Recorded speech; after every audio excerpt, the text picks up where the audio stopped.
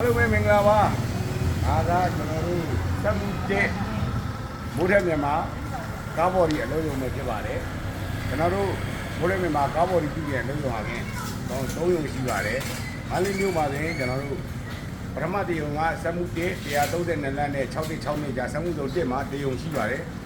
ဒုတိယအလုံးစုံကတော့ကျွန်တော်ရဲမော်တောင်ရက်ကွက်မှာဖြစ်ပါတယ်ရဲမော်တောင်ရက်ကွက်38စီလမ်း9455ကြားမှာဒုတိယအလုံးစုံဖွင့်လှစ်ထားပါတယ်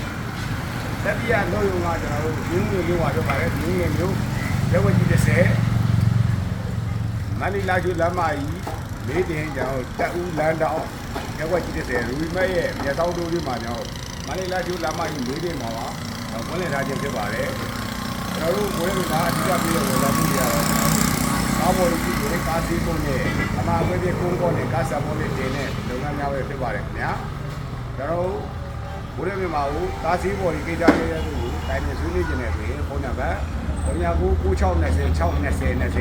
620 399898လေးလုံး5တင်တယ်